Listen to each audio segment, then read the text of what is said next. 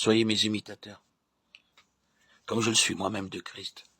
Je vous loue de ce que vous vous souvenez de moi à tout égard, et de ce que vous retenez mes instructions telles que je vous les ai données. Je veux cependant que vous sachiez que Christ est le chef de tout homme, que l'homme est le chef de la femme et que Dieu est le chef de Christ.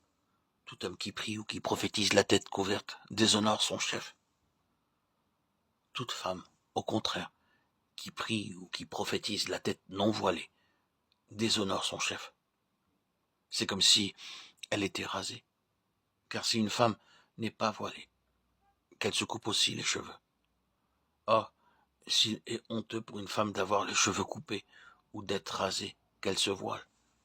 L'homme ne doit pas se couvrir la tête puisqu'il est l'image et la gloire de Dieu, tandis que la femme est la gloire de l'homme. En effet, l'homme n'a pas été tiré de la femme, mais la femme a été tirée de l'homme. Et l'homme n'a pas été créé à cause de la femme, mais la femme a été créée à cause de l'homme. C'est pourquoi la femme à cause des anges doit avoir sur la tête une marque de l'autorité dont elle dépend. 1 Corinthiens 11, 1, 10.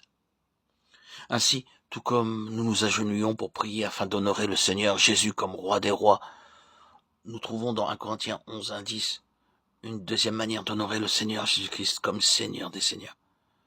Il est dit en effet que les hommes doivent honorer le Seigneur, la tête découverte, tandis que les femmes l'honorent en se couvrant la tête.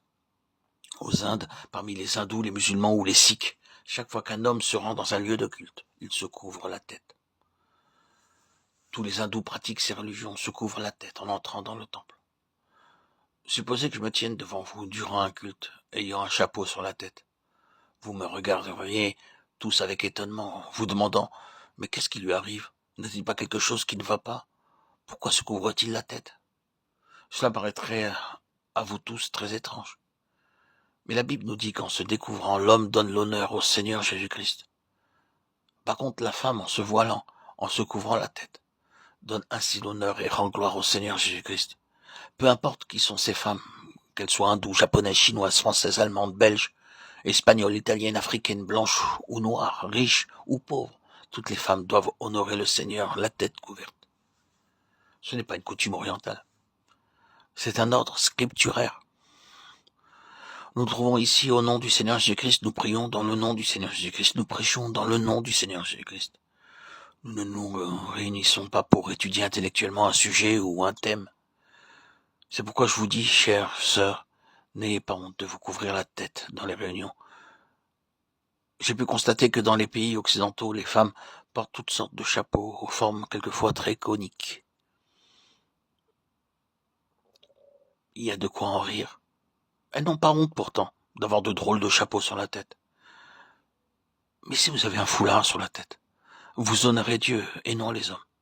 Il est très facile d'avoir dans votre poche un foulard, et vous pourrez constater pour vous-même et expérimenter quelle bénédiction vous recevrez de la part du Seigneur, en l'honorant ainsi par votre démarche, votre conduite, votre attitude et par toutes sortes de moyens indiqués dans la parole de Dieu. Nous avons pu constater très souvent dans les réunions que dès que les femmes honorent le Seigneur en se couvrant la tête, on expérimente un sentiment particulier et très réel de la présence de Dieu. Par contre, partout ceci ne se pratique pas.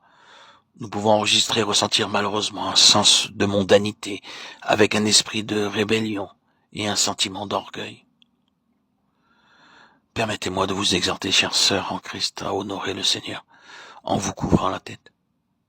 Lors de nos réunions, vous verrez que vous recevrez un sentiment de reconnaissance de la part du Seigneur.